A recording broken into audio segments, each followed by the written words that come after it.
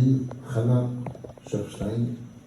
Malheureusement, elle a perdu son père, qui a été tué une fois à Boston. Et elle est partie. Après ce décès, elle n'avait beaucoup de mal à se consoler. Et elle est partie voir le rabbi.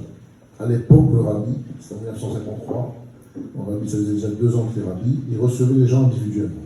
Et elle a eu la chance d'être reçue à 2 reprises. Première fois, on a bien fait connaissance, elle parlait de beaucoup de choses, des projets, des idées. La deuxième fois, elle a parlé avec le rabbi dit, moi, qu'est-ce qu'il en est de votre mariage? Et la fille a dit, je ne trouve pas trouver la personne qui me convient.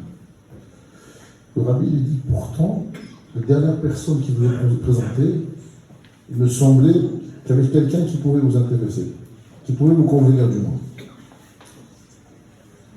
Alors que le rabbi était étonné d'avoir que le rabbi savait des choses sur elle. On sait qu'il y avait quelqu'un qui le savait. Il était un peu étonné. Elle commençait à discuter dessus. Et puis, le rabbi, à qui vous pensez? Et elle lui dit, je pense, j'ai vu dans une soirée un chanteur chassidique. Celui-là, un chanteur, je pense, il me plaît, j'aurais bien voulu faire ma vie avec lui. Et le rabbi lui dit, ma fille, sortez un peu de vos romans, de vos filles. Qu'est-ce que vous allez faire avec un chanteur? C'est pas vrai. C'est pas l'homme qu'il vous faut. C'est vrai que quand vous le voyez chanter et tout, ça va être la femme de ce monsieur, mais c'est pas l'homme qui vous convient. Et il faut sortir, il faut être réaliste. Le couple, il faut savoir, chacun d'entre vous, on est dans des rêves des fois. Et c'est ce qui bloque un peu.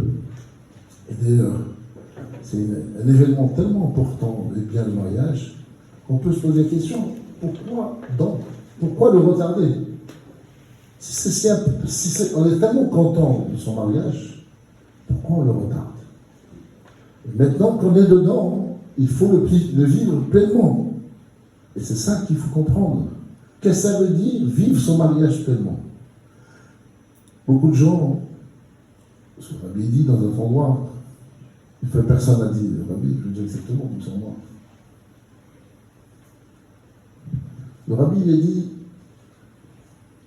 j'ai du mal à trouver le partenaire qu'il me faut. Le rabbi lui a dit, tous les jours, le matin, vous faites 18 bénédictions. Baruch Hashem, pour comme quoi Dieu a fait qu'on a l'intelligence, pas nous, pour connaître le jour et la nuit, mais c'est une façon de dire que Dieu nous donne l'intelligence. Pour que je nous ouvre les yeux, ainsi que toutes les bénédictions qu'on fait tous les matins. Mais une chose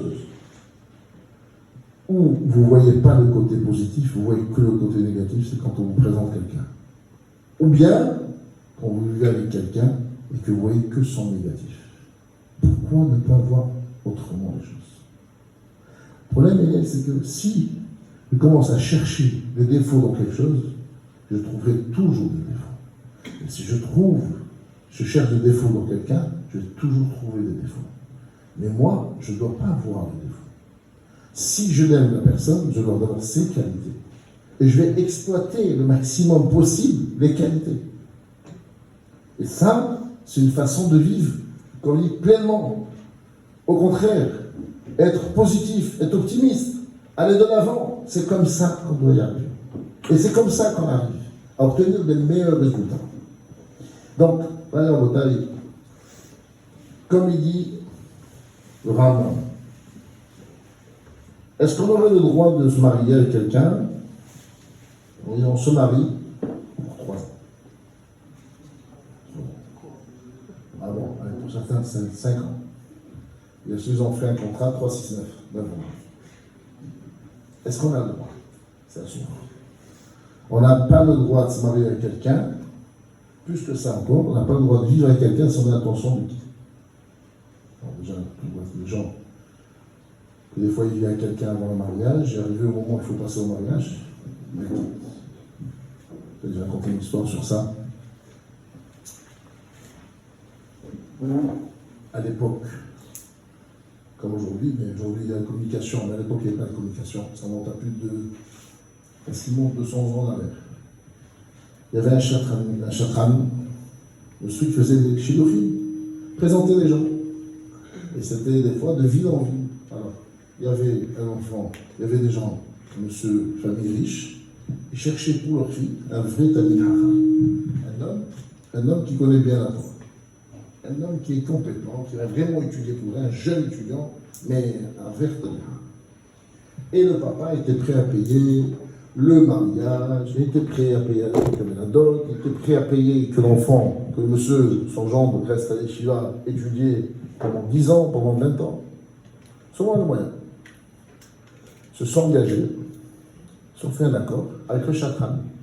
J'ai trouvé quelqu'un, bon travail, très content, c'est bon. Seulement, un moment ou un autre, il va falloir que la famille du Hatan, il y a des places devant là. Partout, il y a des places devant. Voilà. La famille du Hatan doit se déplacer pour faire la demande, c'est normal.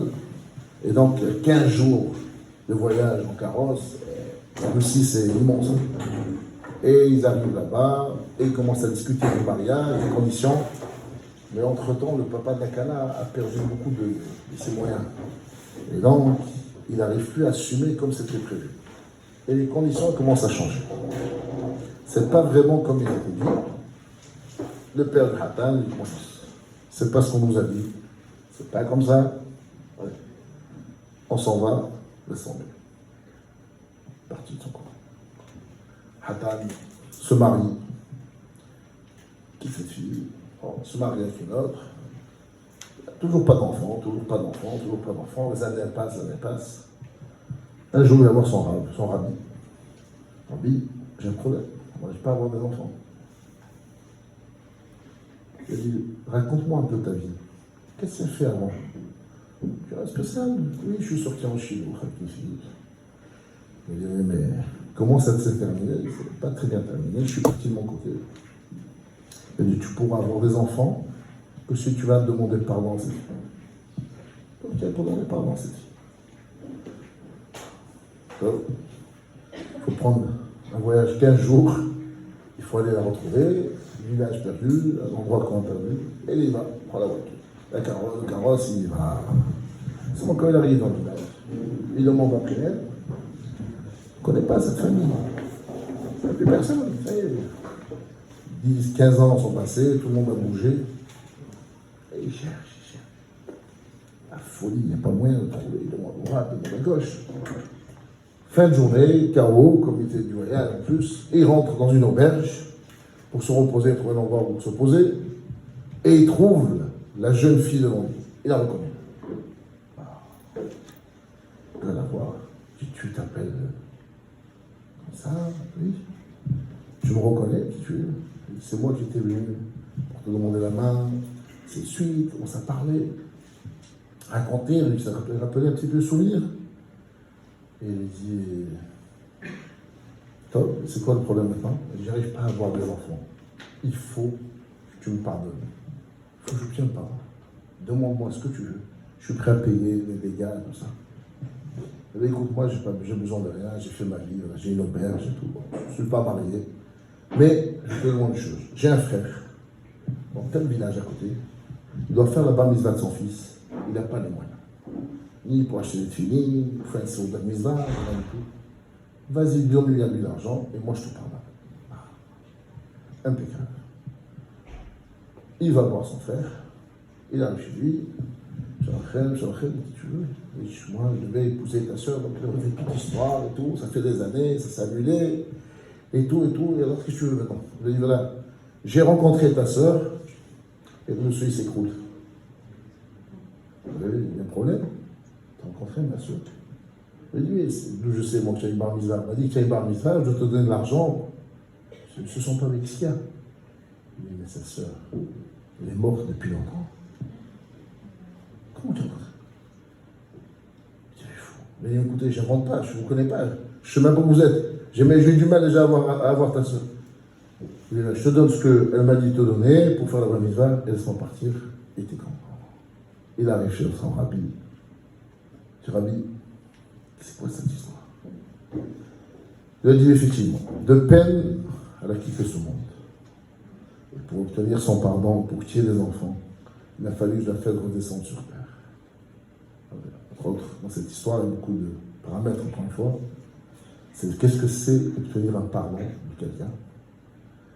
Obtenir un pardon d'une femme, sa femme, d'une femme, et ne pas faire de promesses sans les assumer. Et d'un côté, on a dit ce que c'est quand on va voir un rabbi. Quand on a un problème, il ne faut pas avoir peur d'aller voir un rabbi. Quand un rabbi a de sa vie, lui, il voit des choses que nous, on ne voit pas. Donc voilà, quand on parle de ce principe, si on est ensemble, c'est là où la question, vous pouvez entrer. Il y a de la place à venir. La question, donc, pour revenir à la question du départ, est-ce qu'on a le droit, et le Mishneh Shlomo, le roi Salomon reprend une phrase, je vais vous la dire, c'est même pas par rapport au mariage, lui parle en général. Al taharosh ala Avraham, Hoshev le Torah. Ne prépare pas des plans sur quelqu'un. Lui, il pense, toi, tu penses du mal. Tu sais, j'ai besoin de lui dans une semaine. Je vais lui faire croire qu'on va aller très loin ensemble, on va faire des choses ensemble. Je l'utilise, je l'exploite pendant la semaine. Après, lui, excuse-moi, ça n'a pas marché. Va-t'en. Ça, tu ne peux pas le faire à un être humain. À plus forte raison, tu ne peux pas le faire à une femme sur laquelle tu es en train de lui promettre que tu vas t'engager sur une vie. Et au bout de quelques temps, tu sais, je ne me sens pas bien, j'ai plus envie. On s'est engagé pour une vie. On s'est engagé pour construire ensemble. Un jour, encore une fois, des gens d'âge et communes, des gens âgés, il y avait une litige entre deux personnes. Et les gens étaient très compliqués. Et ils réclamaient au beau-père de l'argent. Et le beau-père, il avait les moyens, il ne voulait pas que sa fille divorce, il ne voulait pas que le couple s'arrache, se déchire. Alors il donnait. Et à un moment, ça fait le dit, c'est bon. Il ne m'aime plus, ça ne sert à rien. Arrête de donner l'argent, je ne plus entendre pas. C'est bon. Alors, encore une fois, pour la garde des enfants, c'est compliqué. Et un jour, je lui dis, qu'est-ce qui se passe? Tu es un homme qui a beaucoup d'influence, beaucoup de moyens. Tu as le moyen de recadrer ce jeune homme, ce monsieur. Il m'a dit, Léon, comprends une chose. Si on était associé sur un immeuble ou sur une voiture, en 24 heures, je résous le problème. Mais on est associé sur de la chair. Il y a un cœur au milieu. Il y a des enfants au milieu. Je ne peux pas couper le cœur en deux. Donc je suis obligé d'accepter tout ça. Donc, à Botaï, il faut comprendre c'est quoi l'engagement du mariage. Et encore une fois, il y a des moyens, tous les moyens, on pourrait dire impossibles, imaginables, pour trouver toujours une solution, si la personne, elle est partante. Donc quand c'est engagé, on est tous partants. Donc il faut s'asseoir et réfléchir comment arriver à trouver la solution. Alors un des points importants à savoir, que quand je me marie, avec qui je me marie, c'est la personne qui me semble avec qui je m'entends bien. C'est plus que ça. C'est beaucoup plus que ça. C'est la personne. C'est la raison pour laquelle le soir du mariage, c'est une très grande joie. C'est le même moitié. C'est une seule âme. Et une seule âme qui est dans deux corps. Et quand ces deux corps se rencontrent, c'est la très grande joie. C'est la raison pour laquelle c'est normal. Mais pourquoi le soir du mariage, on est si content que ça? On était jeune homme, on était jeune fille, on faisait ce qu'on voulait, on sortait quand on voulait, on avait certaines libertés. Aujourd'hui, je m'engage dans un sens où la liberté, si on peut appeler ça une liberté, va diminuer ou peut des fois même disparaître. Pourquoi? Parce qu'on était conscient que jusqu'à présent, on n'était pas entier et on n'arrivait pas à avoir une vraie vie. Ce qu'on avait, c'était pas une vraie vie. Elle était incomplète. Allez, je travaille, je gagne bien ma vie, je sors, je vais, je viens. Mais qu'est-ce que je construis? J'ai ma maison. Et qu'est-ce que je construis quoi? Je monte des immeubles et après, tu en as un ou tu en as 10. Qu'est-ce que tu as fait dans ta vie? Quand on est ce matin, dans toutes les parachutes de Bereshit, on reparle. Des enfants. C'est quand tu as des enfants et tu as réussi leur éducation et tu les as mis dans le bon chemin, tu peux dire, j'ai réussi ma vie. Quand les parents accompagnent leurs enfants sous le dénuptial, sous la choupa, ils sont heureux. L'émotion est très forte. Ils sont très émus. Mais c'est pas ton mariage. mais c'est plus que son mariage. Il sent qu'elle a fait sa mission. Il a réussi sa mission de marier ses enfants. Et ça, c'est très fort en Bretagne. Alors, quand on vient analyser un petit peu, toujours on dit Binyan Adad, une construction à jamais, une construction éternelle. Pourquoi voulez-vous et comment voulez-vous qu'elle soit éternelle? Avec quoi voulez-vous qu'elle soit éternelle? Quand vous parlez à un entrepreneur, vous dites je veux construire un bâtiment que même quand il y a des tremblements de terre, il ne bouge pas. C'est différent, c'est pas la même chose. Qu'est-ce qu'il y a? Les fondations ne sont pas les mêmes. Ah oui? Il va falloir qu'on creuse beaucoup plus profond, il va falloir qu'on mette des matières beaucoup plus solides. Voilà. Ça veut dire quoi? Toujours, plus l'immeuble est haut, et plus la fondation est profonde. Et quelles sont les fondations avec lesquelles voulez-vous qu'on tienne notre couple? Quelle fondation? On va baser notre couple sur quoi? Sur le plaisir? Il s'estompe avec le temps. Sur l'argent? Il n'y a pas de fin. Et alors?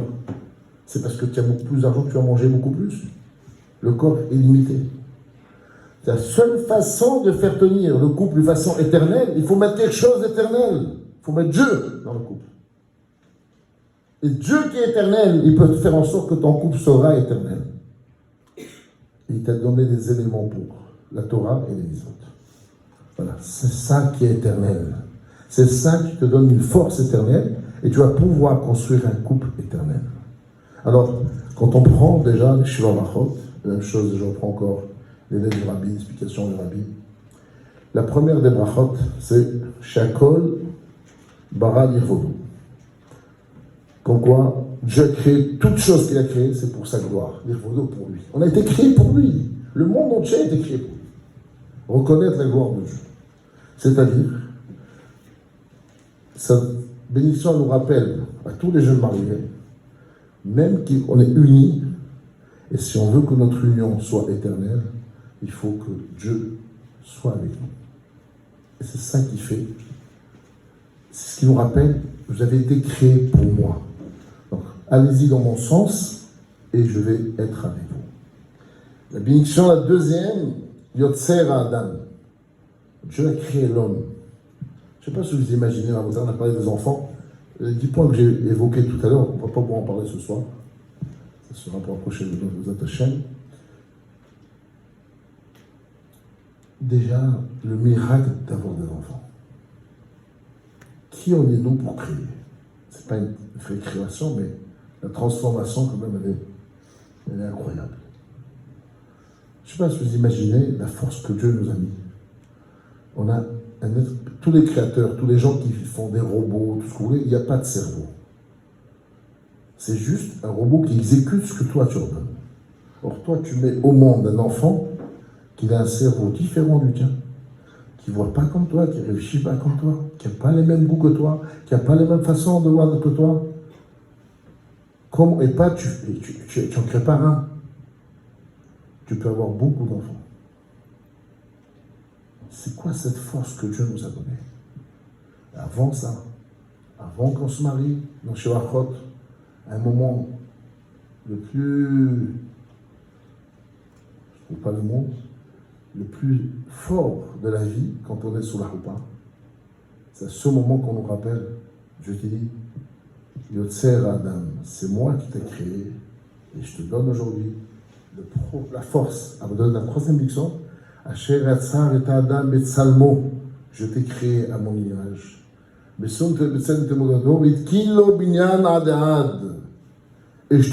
fais de toi une résidence à jamais. Voilà ce que Dieu nous donne comme force en Bretagne. C'est une force incroyable. Tout ce qui est la procréation, c'est quelque chose de tellement fort. Quand une âme doit descendre sur terre, nous on pense que c'est simple. Dans le ciel, il y a des choses incroyables qui se passent. C'est pour ça que l'âme, pour descendre dans un corps, il faut 9 mois dans le ventre de la mère. C'est pas par rapport au bébé qui va grandir en 9 mois. Certes, c'est ce qui se passe. Mais quand il viendra Mashiach, le bébé naîtra un jour.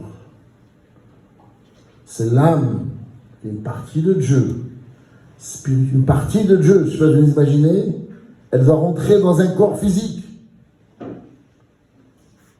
Il faut un voyage de 9 mois.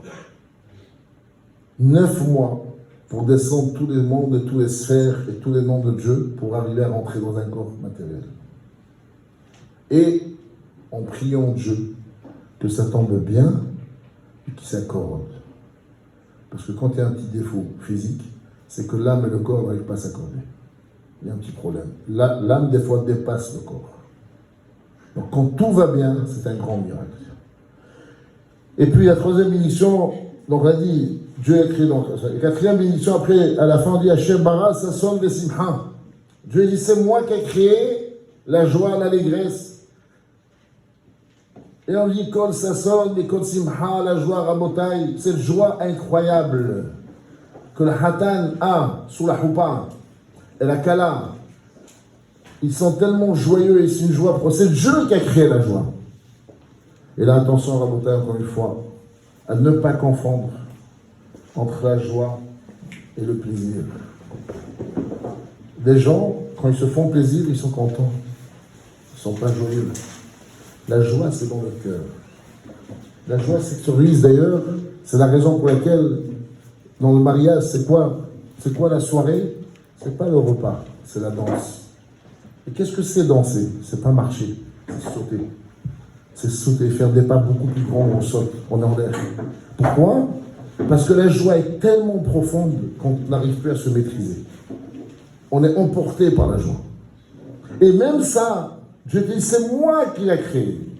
Donc la notion du mariage qu'aujourd'hui, dans le monde goy, ils ont aboli, où les gens se marient presque plus, nous ici, on est là encore grâce à Dieu, des gens qui croyaient en mariage et savant très bien, c'est la seule façon de vivre heureux et c'est la seule façon de vivre.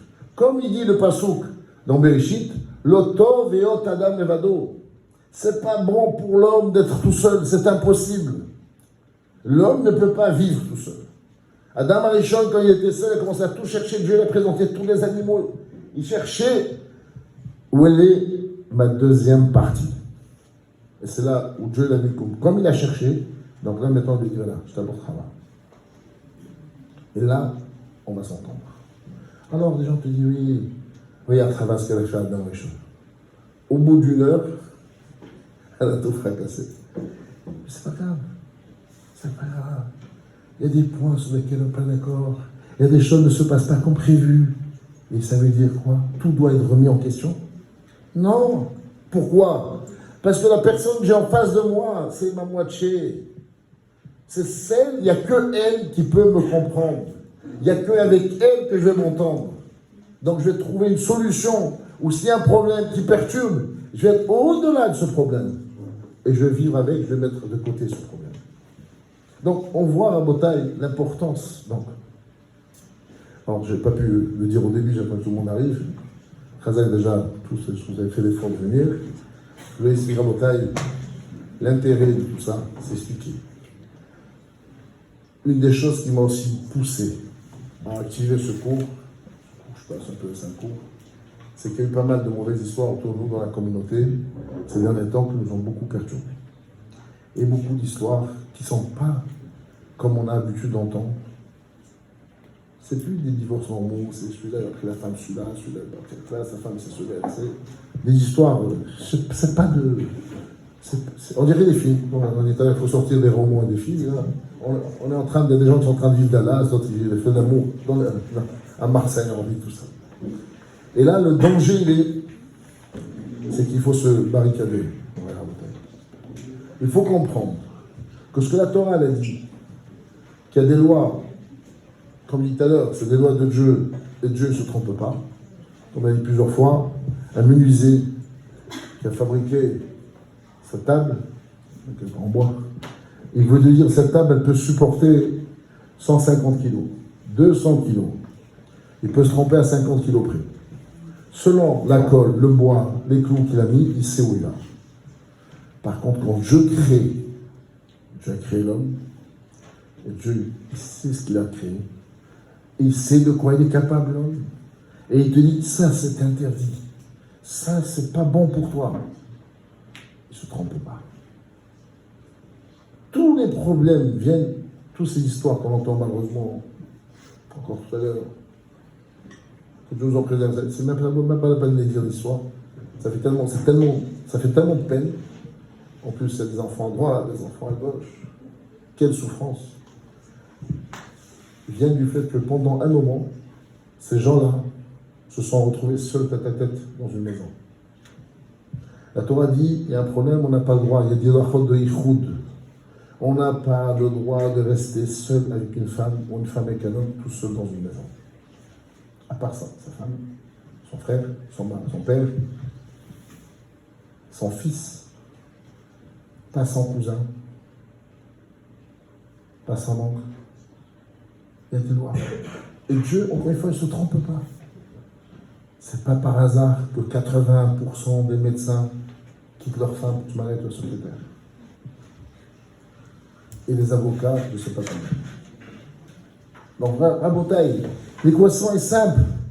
Si tu restes pendant 1 an, 5 ans, 10 ans, chacun combien il faut la dose, avec une personne 8 heures par jour dans un bureau, tout seul, à la fin, tu peux ou elle peut s'accommoder avec toi et oublier le reste. C'est humain.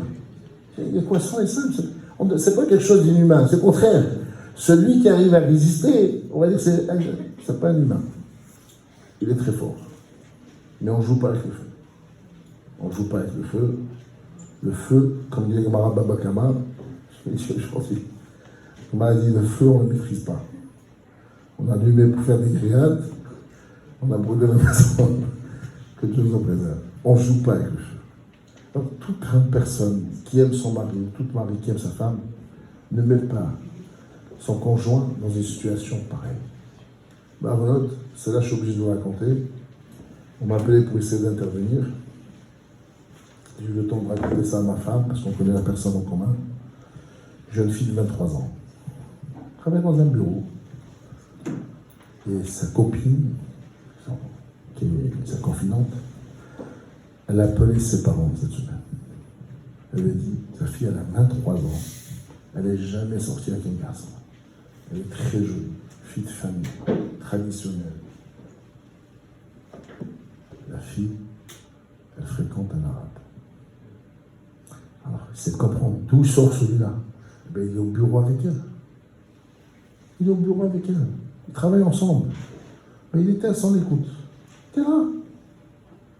Il était là. Il n'était pas bien. Elle est seule. Elle a 23 ans.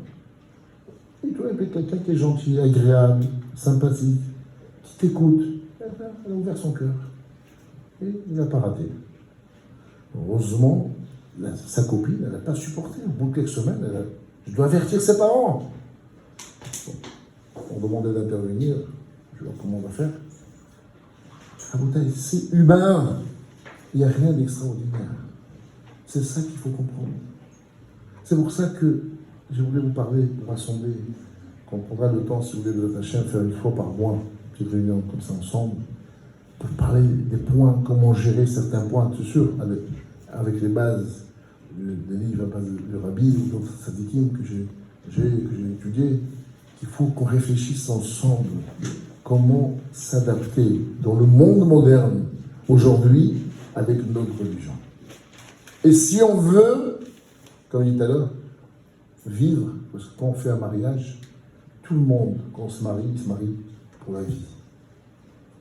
Et d'ailleurs, on n'a pas le droit autrement. On ne peut pas dire de marier quelqu'un, tu sais, c'est pour 5 ans, c'est pour 10 ans.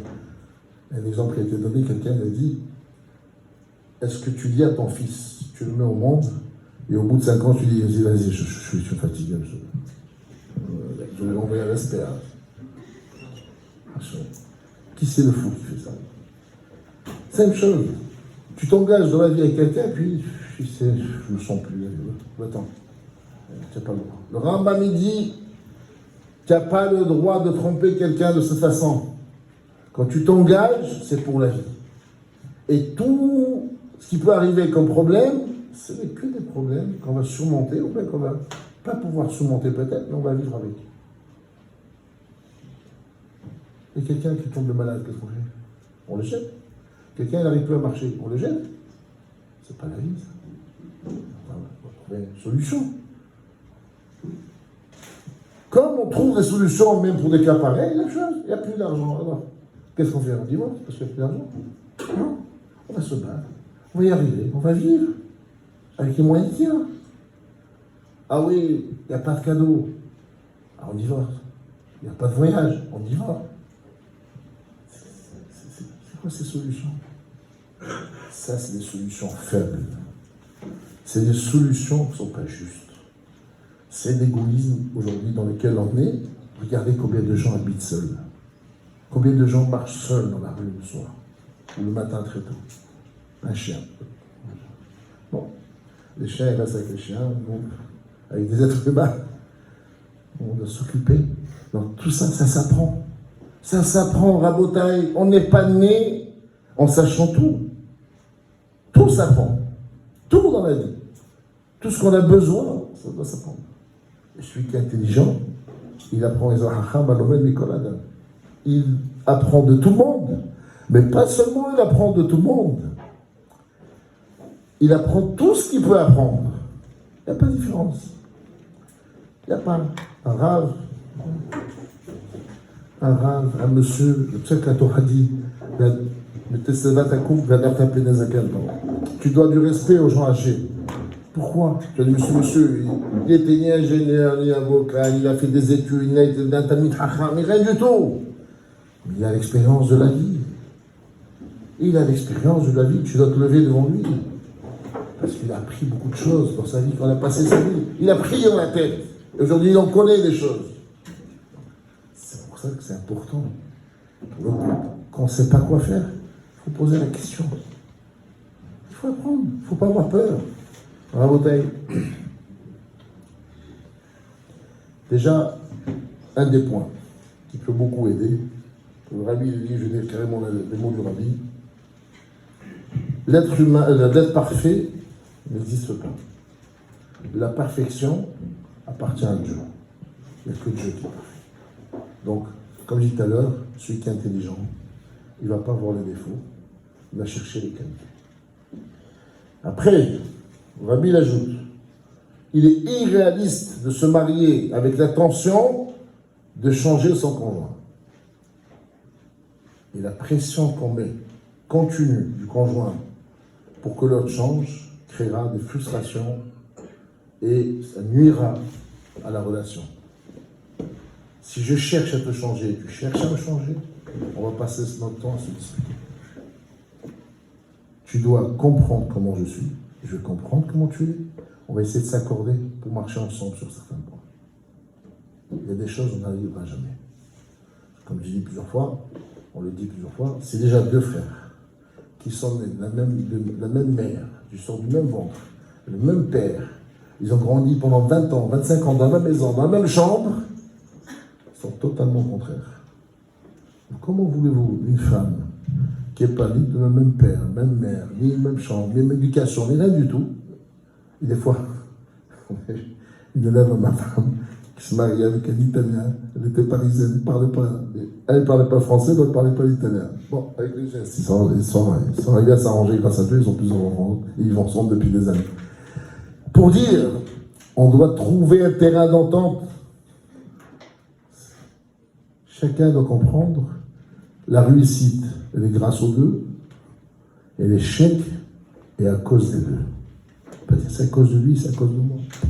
Donc si tu es parti dans l'esprit de construire, tu trouveras les moyens de construire, même avec la différence qu'on a. Et d'ailleurs, ça ne peut pas être autrement, la différence est obligatoire. Parce qu'on est là, pas pour se ressembler à 100%, mais on est surtout là pour se compléter. Ce que tu n'as pas comme qualité, ta femme doit l'avoir. Et avec ça, elle va pouvoir combler ce que toi, tu n'arrives pas à faire. Si tu vois les choses de cette façon, tu verras tout le bien qu'elle t'apporte, toutes les qualités que tu as besoin, tu vas dire, heureusement qu'elle est là. J'arriverai jamais tout seul. Et la réciproquement aussi. La femme va dire, moi, il y a des choses que je n'arrive pas. Le mari a toujours tendance à dire, pas à dire, je sais pas, vous diront, la femme, Elle attend une assurance que le mari soit là quand il y a un problème, quand il y a quoi que ce soit, et que c'est compliqué. Il est là, le mari. Et c'est comme ça dans l'esprit du mariage. C'est comme ça comment Dieu a créé l'être humain. Qu'on n'essaye pas de changer l'être humain. Cet état d'esprit qu'aujourd'hui, le monde extérieur est en train de combattre, qu'on n'a pas besoin d'un conjoint, qu'on n'a pas besoin d'enfants, qu'on n'a pas besoin d'amis. C'est pas possible. C'est pas vrai. C'est pas constructif. Chacun, on l'isole tout seul, après il meurt tout seul. Et si on trouve les gens tout seuls, je ne veux pas entrer dans cette discussion maintenant, mais le danger de se retrouver tout seul et la folie de se retrouver tout seul. Les gens qui étaient seuls pendant le Covid, le soir de Pessah, posez-leur la question s'ils ont fait le Seder. Ils n'ont pas fait le Seder. Impossible de faire un Seder de Pessah tout seul. C'est pas humain, c'est pas possible.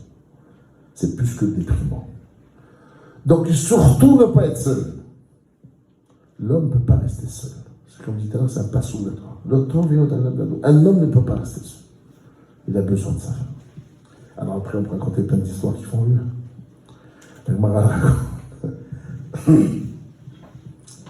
Sur les différentes, je crois que c'est Yahya. Sa femme, ils ne s'entendaient pas, ça criait souvent à la maison, les élèves sont à côté, ils entendent. Un jour, l'élève était là.